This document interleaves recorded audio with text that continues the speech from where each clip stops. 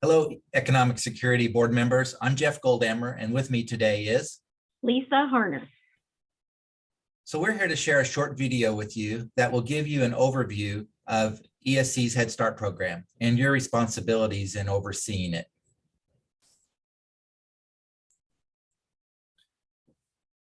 So we have a responsibility to share annual training with you, and so that's what we're going to do today. And I'd like to start by giving you an overview of our program. So here's some quick facts about our Head Start and Early Head Start program.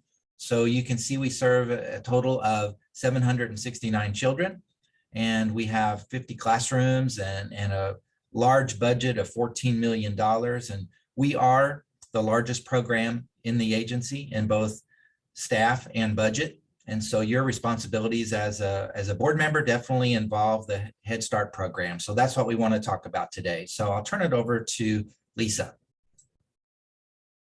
Well, first of all, we want to thank you for being a board member at Economic Security Corporation. You're clearly somebody who cares about other people and you want to give back and be a part of your community. You may also want to receive something back in return. Maybe you're wanting to work on new career skills, or maybe you just want to meet other people who have similar interests. However, we were able to acquire you. Jeff and I are happy that we get to share with you some information about Head Start and Early Head Start and being a board member connected to those programs. We want you to feel and be successful. I'll be asking Jeff some tough questions today, and we'll see how much he's learned in his 34 years at Economic Security Corporation. Are you ready, Jeff? Boy, I hope so, Lisa. Let's see what happens. All right, let's have some fun. True or false? The board has sole responsibility for the Head Start program operated by Economic Security Corporation. Well, Lisa, I'd have to say that that is actually false, because it's not really sole authority, it's ultimate responsibility, because the board has to share responsibilities with other groups. And in fact, Head Start calls this shared governance. And so here's a few of the other groups that the board shares responsibilities with. Of course, you have the governing body, which is the board of directors. Then you have the agency CEO, which is John Joins. The Head Start director has certain responsibilities, and that's Lisa Harner. And then last but not least, we have the Head Start Policy Council, which is a group made up primarily of parents of children who are currently enrolled in the program. And so the Policy Council also has responsibilities that they share with the board. Jeff, I hear that the most successful programs set goals and monitor the progress of those goals. Which item best describes the goals of our Head Start, Early Head Start program?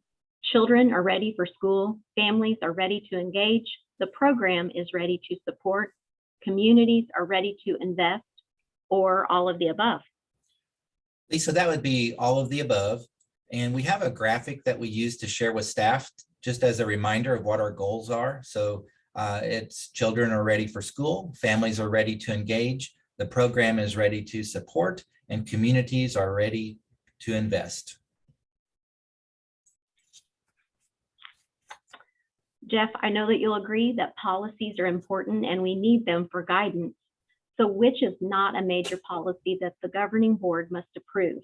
Personnel policies, conflict of interest, bus loading and unloading, fiscal policies, or impasse and grievance procedures? Well, all of those are important, but the one that the board would not normally approve would be number 3, the bus loading and unloading policy. And the reason for that is it's an operational policy that's just part of the Head Start program. And typically the board approves program-wide or agency-wide policies. So the Policy Council does approve those specific Head Start policies like the bus loading and unloading policy. So they are reviewed and approved by a group, but the board is usually looking at a bigger scope or a bigger picture. All of these documents seem official. Which one is the primary planning document that must be the foundation of most Head Start decisions? The grant application, the self-assessment, the community assessment, the child assessment, the annual report? Well, you're right, Lisa, they're all important, but the document that is considered to be the foundation of most Head Start decisions is the community assessment. The community assessment is so important because programs are expected to be aware of and respond to needs of children and families in the community. So it all starts with the community assessment. Okay, this question sounds interesting. So why must the board of directors approve the child selection criteria each year? Is it to ensure the program has a system to serve those most in need? Is it to meet federal requirements? Is it to adjust to the changes in the community? Is it all of the above? Or is it just a perk of being on the board of directors? Well, Lisa, it's number 4, all of the above. And it may be, you may view it as a perk to be able to choose who gets selected into the program. But the first 3 items are really the reason why that's so important is, again, we want to respond to the needs of the community, and we want to select those children and families who are most in need. And so the board of directors approves the criteria every year that ensures we have a system in place to serve those who are most in need. Okay, so this question seems to be tricky, and to me, all the answers given sound possible. So can the Office of Head Start tell the agency who must be on the board of directors? No, the board is determined by elections. Yes, what Head Start wants, Head Start gets. No, the board is determined by John Joines, our CEO. Yes, the federal government knows what's best for us. Or yes, Head Start mandates that the board must have members or consultants that meet certain skills or credentials. So Lisa, the answer to this one would be number 5. Economic Security is a private company, private not-for-profit company, but when we accept the Head Start grant, there are certain grant conditions. And one of those conditions is that Head Start has some requirements for certain members to be a part of the board. And so here you see the requirements that Head Start has. So Head Start says at least one member of your board must have background and expertise in accounting or fiscal management. At least one member of your board must be an attorney. At least one member of the board must have background and expertise in early childhood education. And then there should be additional members who represent the community in terms of either their parents of children who are served in the program, or past parents of children who were served in the program, or they have expertise in business, education, or community expertise. So Head Start wants to make sure we have a well-rounded and qualified board. They don't really care specifically who is on it as long as these areas are represented.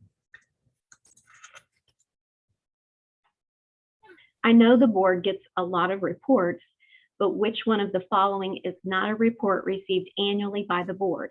The program information report, the self-assessment, the community assessment, the agency audit, or monthly financial statements?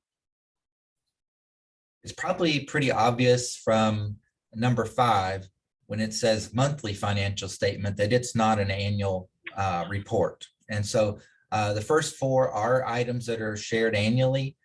So number 5 would be the answer to that because we do share financial statements with the board every month. And as you can see, we're required to share a lot of different pieces of information with the board to help in the oversight role that the board has.